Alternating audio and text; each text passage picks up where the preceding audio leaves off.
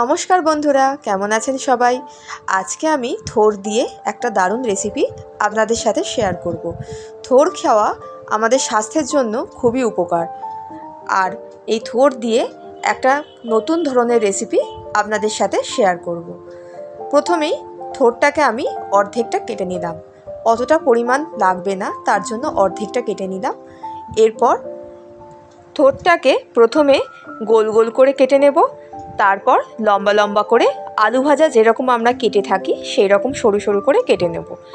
প্রথমে গোল গোল করে কেটে নিয়ে সুতোগুলোকে আঙুলে করে করে একটু ঘুরিয়ে ঘুরিয়ে ছাড়িয়ে নিচ্ছি, নইলে কিন্তু গায়ে গায়ে জড়িয়ে যাবে।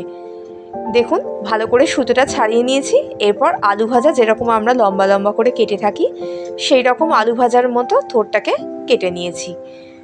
এরপর এর মধ্যে নুন আর হলুদ মাখিয়ে প্রায় 10 মিনিট মতো থোরটাকে রেখে দেব, যাতে থোরের মধ্যে থেকে যে কষটা সেটা ভালোভাবে বেরিয়ে যাবে আর জলটাও ছেড়ে আসবে।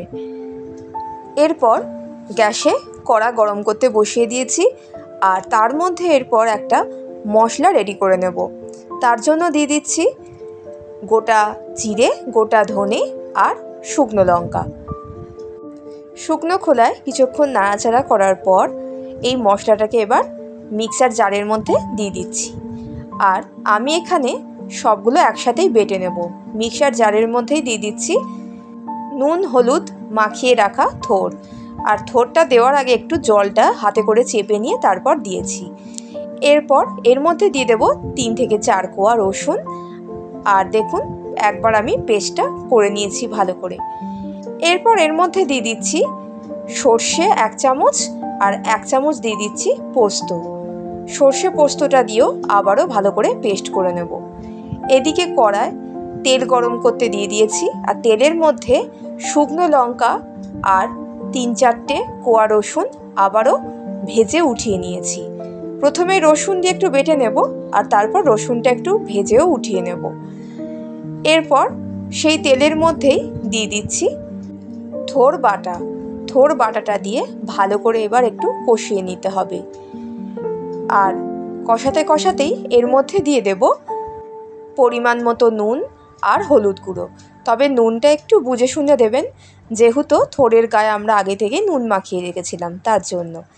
তারপর দিয়ে দিচ্ছি সামান্য একটুখানি চিনি। এরপর আবারও ভালো করে নাড়াচাড়া করব, আর দেখুন জলটা একদম শুকিয়ে গেছে। জল শুকোনো অবধি কিন্তু ভালো করে নাড়াচাড়া করে নিতে হবে।